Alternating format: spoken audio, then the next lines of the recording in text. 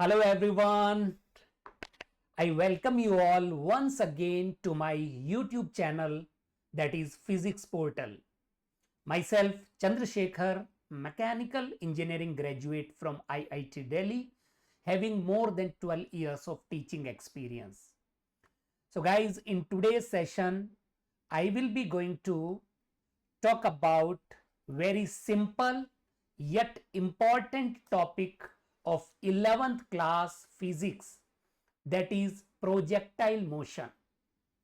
Projectile motion is very simple, very easy to understand and very interesting also, because it is having the limited formula, so you can easily understand and you can easily solve the numericals related to the projectile motion.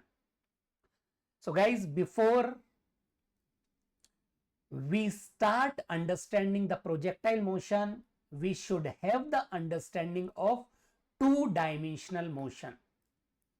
So the two-dimensional motion, which is also called as curvilinear motion, because in this motion the particle is moving along a curve, or we can also call it as a planar motion, motion in a plane. One dimensional motion is known as rectilinear motion, because in one dimensional motion the particle is traveling along a straight line, but in case of two dimensional motion the particle is moving along a curve, right? Like this is an example of curvilinear motion. So let us take the particle, the position of the particle initially at t is equal to 0. The particle is initially at location A, at point A. This is the position of the particle at t is equal to 0. The coordinate of this particle at t is equal to 0 is, let us say, x comma y, and in small time interval delta t,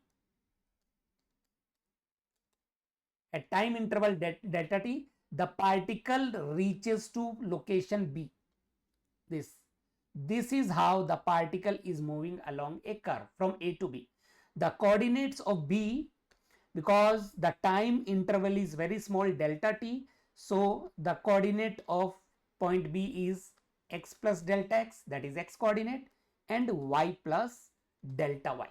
These are the coordinates. So we can analyze this two-dimensional motion in two ways. There are two methods to analyze this motion. One is by using the vector approach. So let us first talk about the vector approach. Look, this is the curvilinear motion of the particle. The particle is thrown at this position. Let me take this point as the origin. This is x coordinate, this is, let us say, y coordinate, and this is the origin, the point from which the particle or the body is thrown in air. This is location A. So if I ask you what is the position vector of location A, RA, and the position vector of B is, let us say, RB. These are the position vector of A and B, and the change in position vector, this is, let us say, delta R. So if I ask you how to write RA, so we can write the position vector of point A will be equal to xi cap plus yj cap, because the coordinates of point A are x comma y, and the position vector of point B is equal to x plus delta x, that is the x coordinate, I cap, plus y plus delta y, j cap, isn't it? So what is the change in position vector, delta R? That is equal to RB minus RA, isn't it? So that will be equal to delta x I cap plus delta y j cap. That is the change in position vector. Change in position vector is called as displacement, isn't it? If the time interval is very small, let us say, in small or for small time interval dt, for small time interval dt, we can say the change in position vector dr, or we can call it as displacement vector. Change in position vector is displacement, is equal to dx I cap plus dy j cap. That is the displacement or change in position vector for a very small time interval dt. From here we can find out the velocity vector also. Velocity vector is given by displacement per unit time. So we can say this will give rise to dr by dt. So we can say it will be dx by dt I cap plus dy by dt j cap, isn't it? Or this velocity vector can be written as x component of velocity into I cap plus y component of velocity into j cap. So if we compare these two, then we can say the component of velocity in x direction is equal to change in position in x direction per unit time, and the position velocity in y direction will be equal to dy by dt. So these are the component of velocity in x and y direction respectively, and the magnitude of total velocity is vx square plus vy square, because vx and vy are perpendicular to each other. Similarly, we can write the acceleration vector. What is acceleration vector? That is change in velocity per unit time. So we can say that is equal to d by dt vx I cap plus vy j cap, or we can say d by dt dx by dt I cap plus dy by dt j cap, right? And this acceleration vector can be written as ax I cap, ax is the component of acceleration in x direction, plus ay j cap. So here ax, acceleration component in x direction, is dvx by dt, or we can write it as d square x by dt square. This is the component of acceleration in x direction, and similarly component of acceleration in y direction will be dvy by dt, or we can write it as d square y by dt square. And the total acceleration, magnitude of total acceleration, can be written as under root of ax square plus ay square. That is how we can analyze the two-dimensional motion using the vector approach. Now there is one more approach to it. If you are not very much comfortable with the vectors, then you can go for the another approach, which is resolving the motion into two components. Now because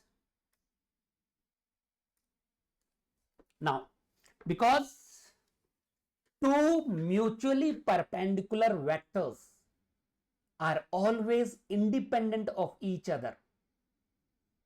If there are two mutually perpendicular vectors, they are independent of each other. So the motion in two mutually perpendicular direction will also be independent of each other, and that is why this two-dimensional motion can be resolved into two mutually perpendicular direction. One is called as x direction, another we will call it as y direction. So we can resolve this motion into two mutually perpendicular direction.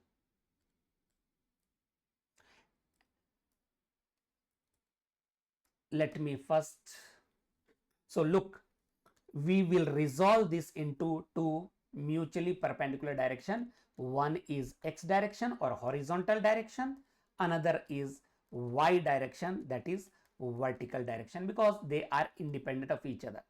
Now if ax is constant, then it is called as, if the acceleration in x direction is constant, then we can call it as uniformly accelerated motion. it is uniformly accelerated motion. And all the Newton's equation of motion, Vx is equal to ux plus axt, that can be applied. Sx is equal to ut plus half at square. V square minus u square is equal to 2a into s.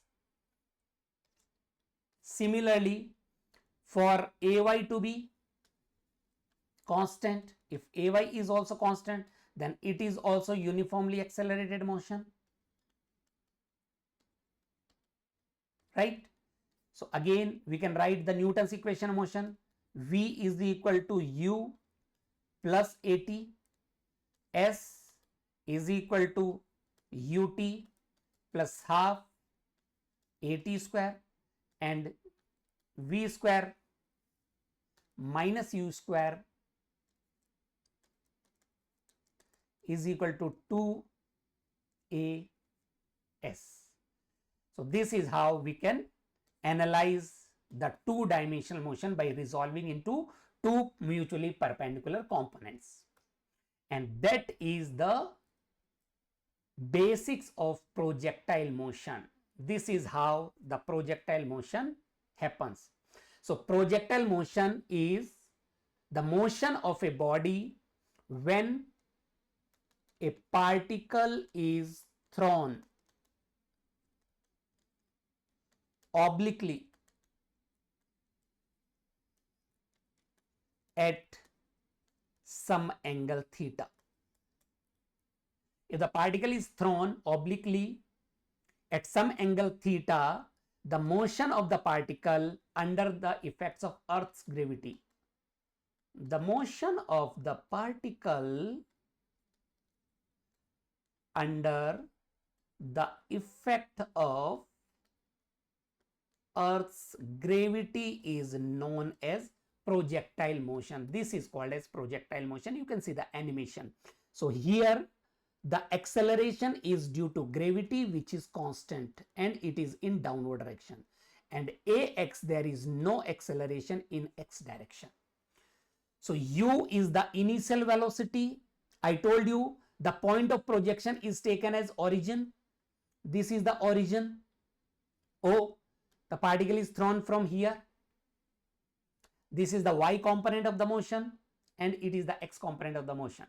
So the initial velocity is, let us say, u, and theta is the angle of projection.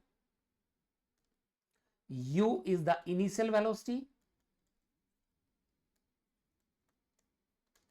and theta is called as angle of projection with x direction.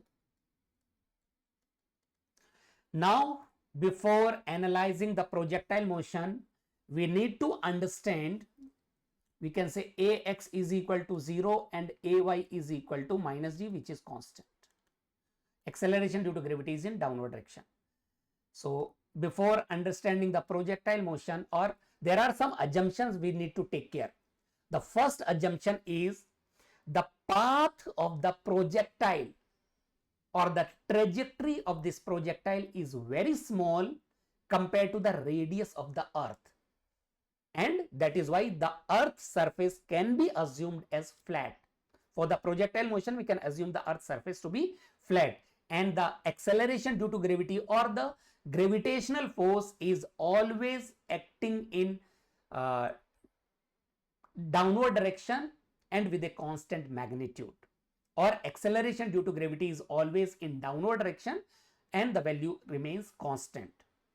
Are you getting it? The second assumption is the effect of air resistance is also ignored during the analysis of this motion. So if we talk about the x component, horizontal motion, ax is equal to 0. In horizontal direction, it is uniform motion. And for uniform motion, we can say Vx is equal to Ux is equal to u cos theta. This is x component, u. This is the point where the velocity is, let us say, v. This is Vx and this is Vy. This angle is, let us say, alpha. At any time t, the particle is at the position here. So for horizontal motion there is no acceleration, so it is u cos theta, right? And x will be equal to, this is x distance, and this is y distance. So x will be equal to simply ux into t, or you can say u cos theta into t.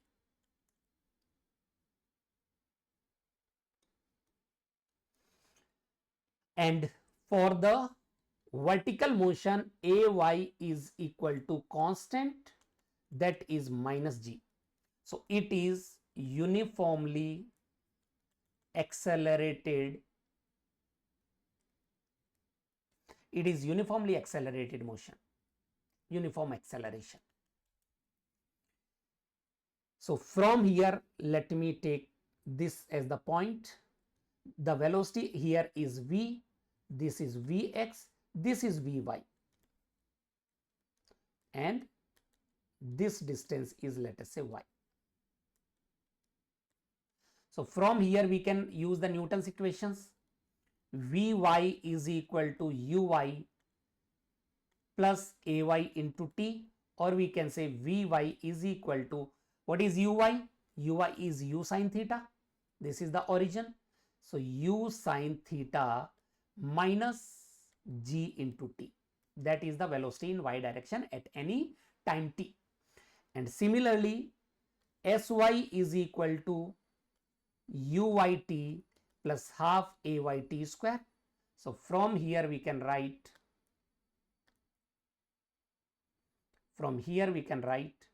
did you understand the previous one?